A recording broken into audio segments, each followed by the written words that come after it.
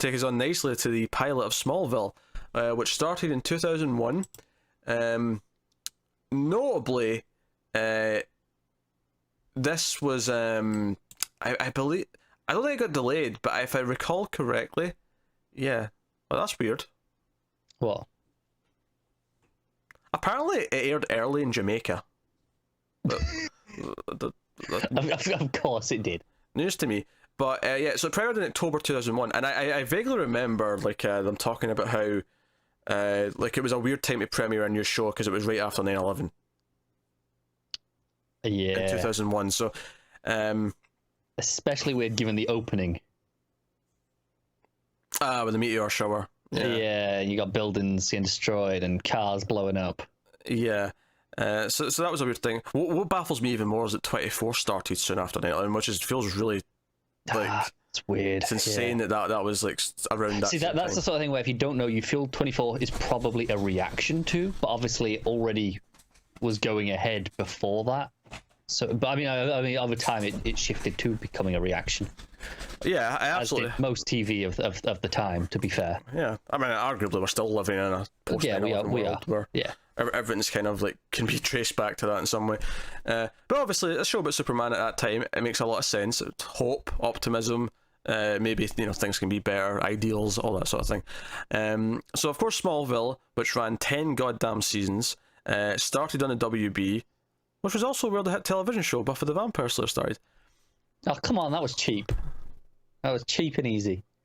You said it was going to be easy. I know, but I thought you could do it like just in concept alone. It's structurally it's so similar that I thought you could have done a bit more than that. A bit more than just it's on the same network. The defunct network.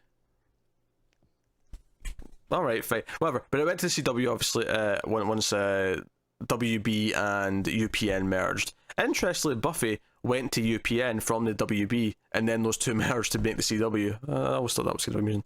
Yeah. But so the whole premise of this show, if you're unfamiliar with it, is that the idea is that it's Clark Kent in high school before he becomes Superman, and in the small town of Smallville, which was referenced in Lois and Clark. So it's been a part of his history. He's always came from Smallville. Yeah. Or grew up in Smallville, I should say. Came from Krypton. Came from it, yeah. Came from Krypton, more specifically. But so we have him as a teenager in high school. We have parents who are a little bit younger, just sort of middle-aged as opposed to being closer to elderly. And we have Lana as a love interest. We have Pete Ross as a friend. We have a new character, Chloe, who as soon as she appeared on screen, all I could think was sex cult. Yeah. But for the purposes of the show at the time, she was not Lois Lane. Yeah, she was clearly the fill-in for Lois Lane, so there was a Lois Lane in high school. Which, I don't know if that bugs me in concept, that they felt the need to shoehorn a Lois type into the... Because theoretically that's what Lana should be. Maybe not in character, but at least in the sense that she's the love interest. Yeah, okay, I get your point. But, whatever. But how do they have a love triangle? Well, they got Whitney, don't they? For that. Well, yeah, okay, so this is more of a... I don't know. This gets complicated. Yeah, I don't know shape big enough. Oh, this is pure CW. We got triangles and squares and pentagons up the ass. Yeah. This is the pro OCW show. So, right. So, if it's not clear, I don't think this show's that good, right? For a start, I just told you the concept was it's Clark in high school and it's before he becomes Superman. I also mentioned it ran 10 seasons. Yep. Now, if I was running this show, I'd like to think it was better if I was running this show, but if I was running this show, after season 4, I would have said, we're going to change the name. We're going to call it Metropolis now, and he's going to be Superman, goddammit. See, I like that in concept. That's a ballsy move, isn't it? It's ballsy, very sure. Few TV shows would ever do that. But you know what? I think you get away with it in this case because Metropolis it's a famous thing associated with Superman, right? More famous than Smallville maybe it is now because of the show, but I feel like only comic nerds knew what Smallville was before this show made that thing for the masses.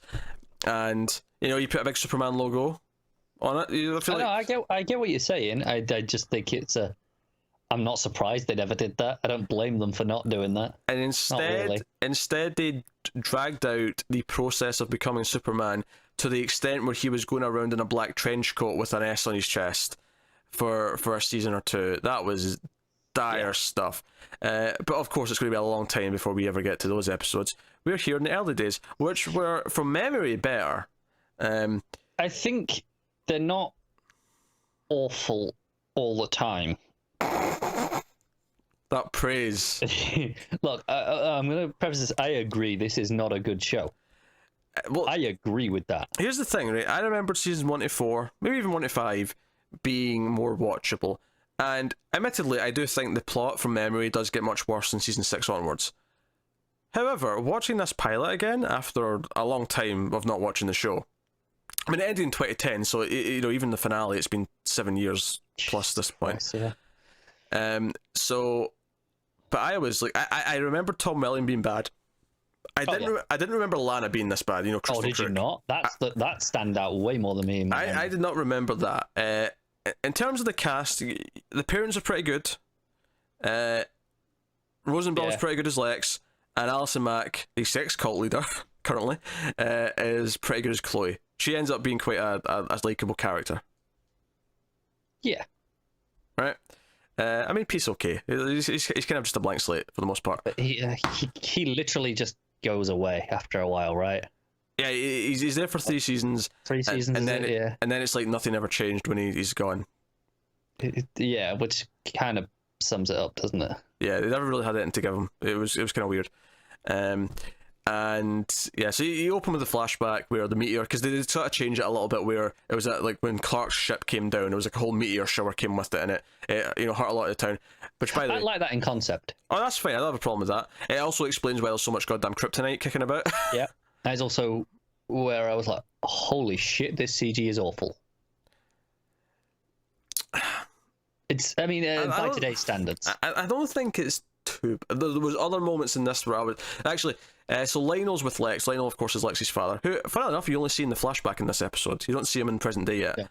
It's no, because obviously Lionel, for a long time in this show, Lionel is essentially Lex, although the Lex that we're familiar with from the comics. Yeah, and Lex he's acting like Lex. Yeah. Yeah. But Lex oddly is acting more like Lex Jr. Yeah. To an extent. Yeah. But anyway, but there's a moment after, so Lex is in the field, and by the way, I love that the future evil mastermind of the world, the awful person, Ginger, I know. Ginger, which is not a new thing. That's in the comics. This isn't even ginger. This is bright orange. But he's in, because of the meteor shower, he's in this accident, and he's all bald. But the moment where honestly, the most cringy moment for the effects for me was when Lionel steps onto the flattened crop field, and you could tell that his body was like put on top of like a CG floor in post, because it looks like he's just sort of floating on something. It's weird. Yeah, that's true. It looks really surreal, and like, okay, that did not work. No, I can't dispute that. Honestly, the meteors weren't making me cringe too bad though. No, the meteors themselves weren't. It was the space shot. Okay, yeah. That was rough, and seeing the planets, that looked bad. Okay, that's but the meteors themselves, I think that some of them were worse than others, especially when we were out in the fields where we were with the Kents driving. Those ones looked rougher. But in the town, I mostly thought they were okay. The cars going on fire looked pretty good. Well, the cars on fire were real. That was the thing. This was at a weird time where some stuff was still practical, whereas now I feel like that would just all be CG. Yeah. Here's what I think though. So Lana's parents die. She's living with her aunt in present day because her parents die with one of the meteors.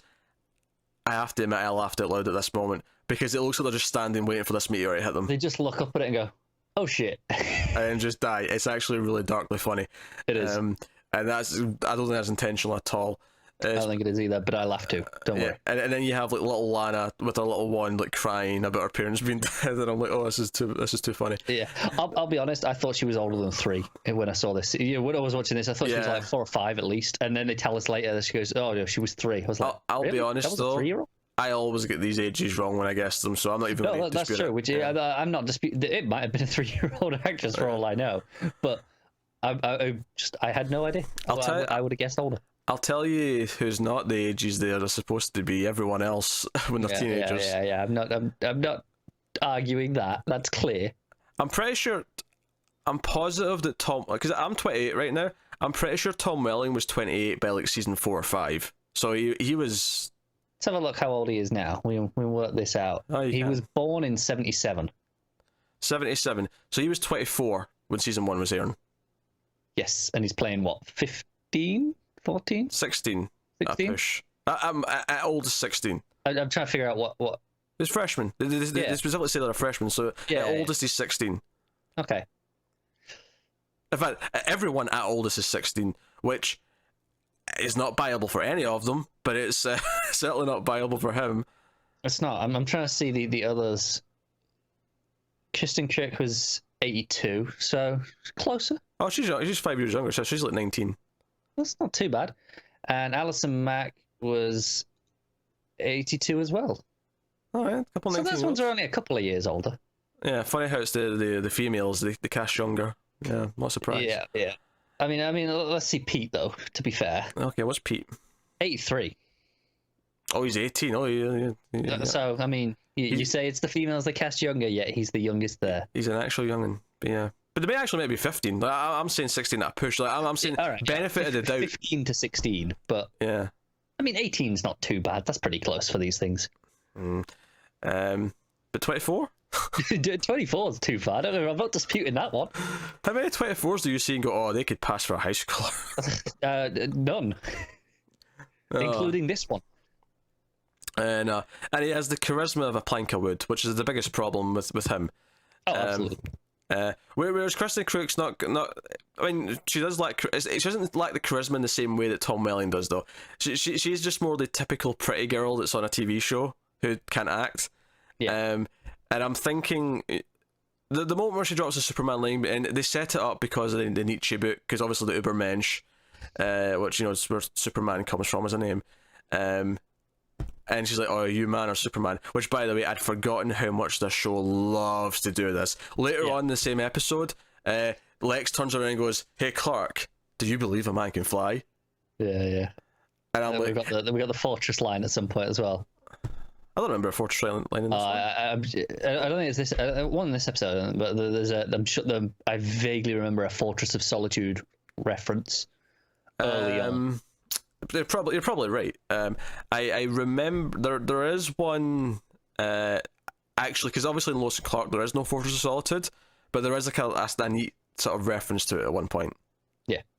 But it does this a lot, and at least the ones in this first episode were cringy as shit, because the justification for both of them were weak at best. Yes. They were shockingly bad. But the scenes with Kristin Kreuk that really drove me nuts. Is it the graveyard scene? Oh god, that graveyard scene. Yeah. Oh, I hated that. I'd forgotten that existed. I really had. And the best part about it, and by best I mean worst, is it when it ends?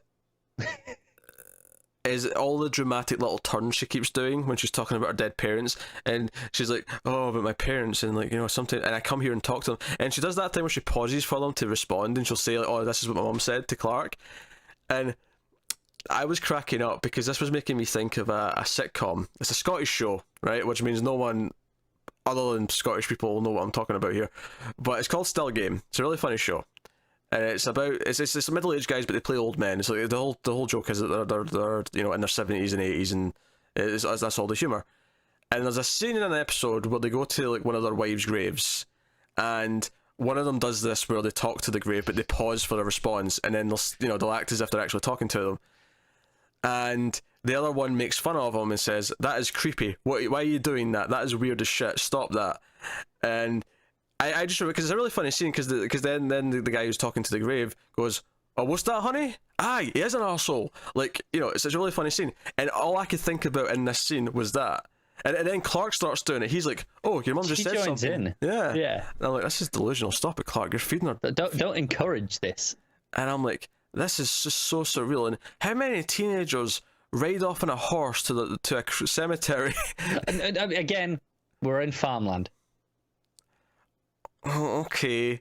It feels super TV. It feels super fabricated it does, to me. But I buy people on farms having horses. Okay, but still, It's still stupid and cringy and awful, and yeah. The whole thing's awful, and then the scene after it's really awful as well when they get back, and she's like, because he's like, so you going to the dance? She's like, yeah, with Whitney, my boyfriend, who you know. You seen him in a scene earlier on, and they shouldn't say that, obviously, but this is basically what I'm thinking in my head. What's worse, that or the imaginary scene later?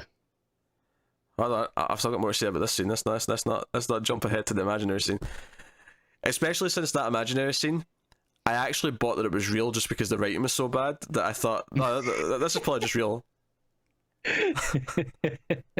But so he's like, oh, you go to the dance? He's like, yeah, with Winnie. And it's like she didn't even like detect that he was going to ask her. And he's like, oh, of course, sad face.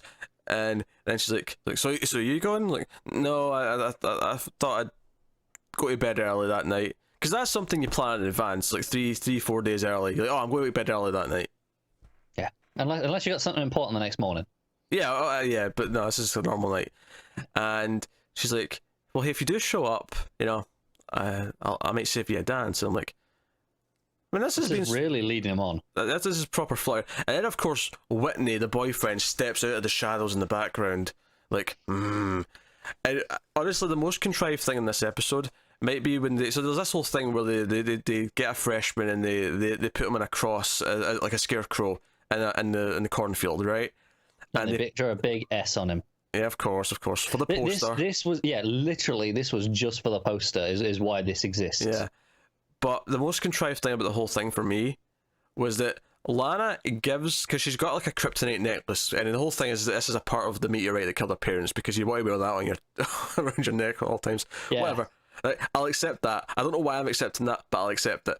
The most contrived thing for me, so she gives it to Whitney, and she's like, "Oh, good luck for your big game," because the spots. What do you call them?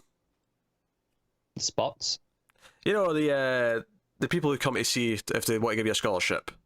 Scouts. There you go. That's the word I was looking for. Spots. Scouts. So I can understand why I had no clue what you were talking about. No, because they're spotting future players. Right, that's what I was thinking. Okay, I'm with you. There was a logic to the madness, I swear.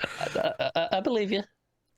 So she's like, here, take my necklace into the game. I'm like, yeah, because he wants to wear a necklace while he's playing the game. Like, that just seems unsafe to me. Yeah, I mean, if someone, tackles him and that catches against that's a hard rock against your throat. And admittedly, it's underneath these, like, his arm. Yeah, but I wouldn't want that to be pressed into you, would you? I know, it seems unsafe. But I'll accept that even. That's not the contrived part I've got. I mean, it's all contrived, but that's not the part I want to complain about. The part I want to complain about, so Whitney decides that we're going to make Clark the Scarecrow this year because he's pissed at him for maybe kind of making the move on his girl, right? And they show up to beat him up, and Clark's ready to fight back. He's just going to do it. He's going to punch him. But, of course, the kryptonite necklace immediately makes him weak, and he's like, oh, I can't. Oh, I'm in pain.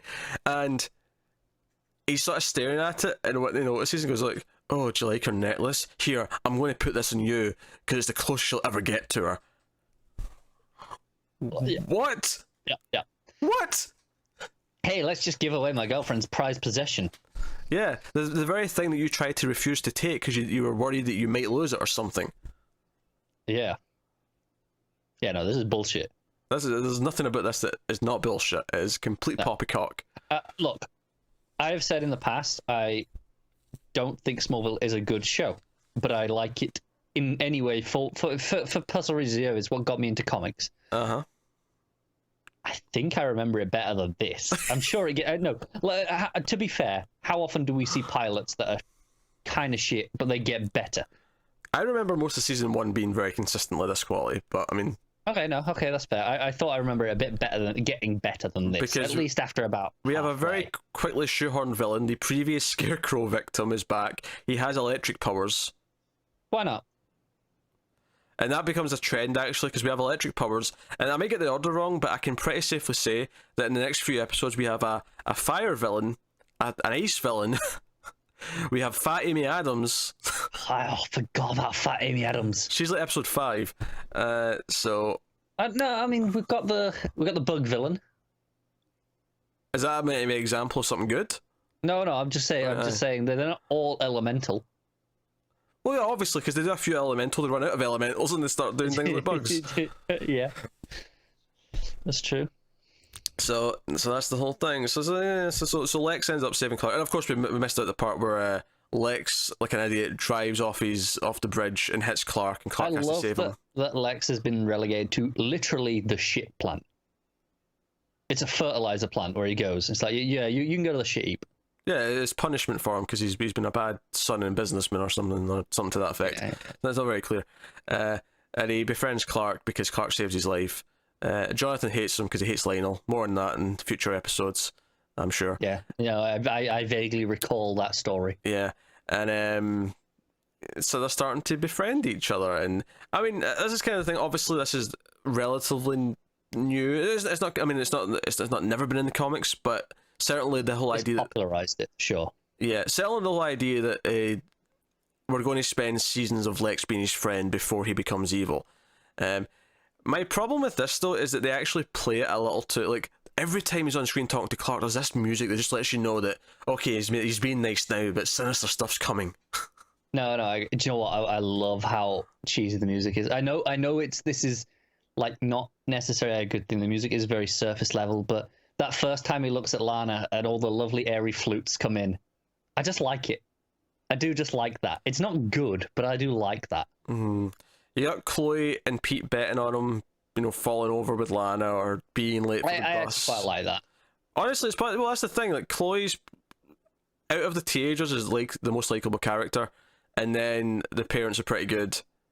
And yeah, I especially like Jonathan. Yeah, and here's the thing. Here's the thing though. I remember Tom Welling being bad. I forgot his Clark was such a whiny little bitch. That's true. We haven't even got to Red K yet.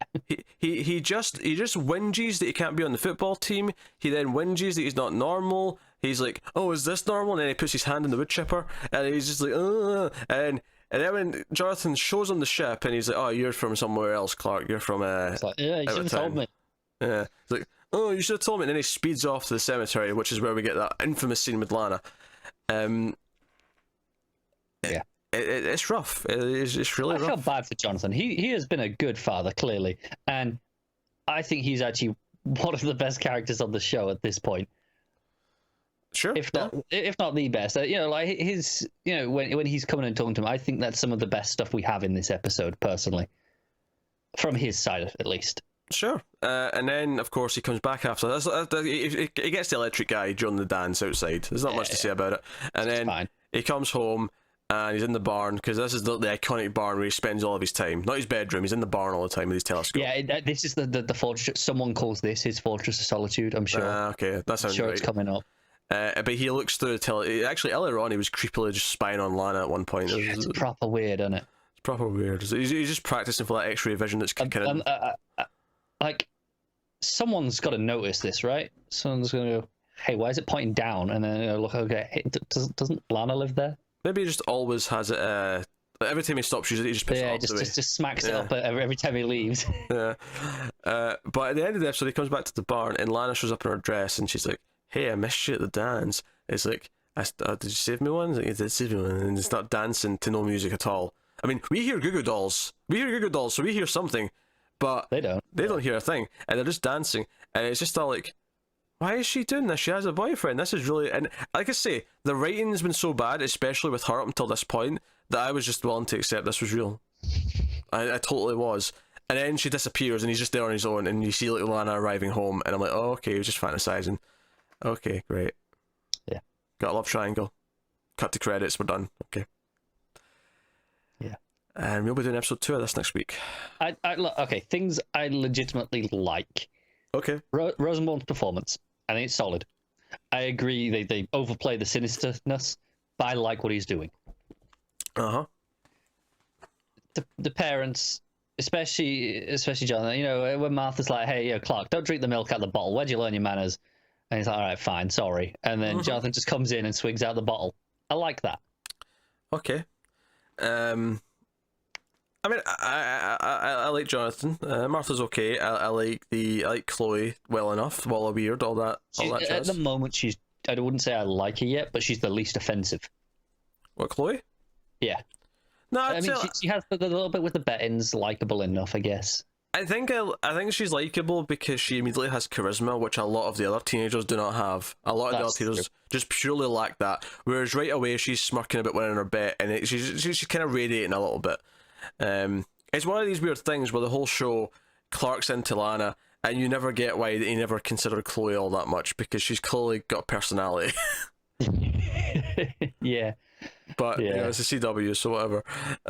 Well, soon to be the CW. Well, yeah. Like I say, this is a CW show. This is what the CW is. Yeah.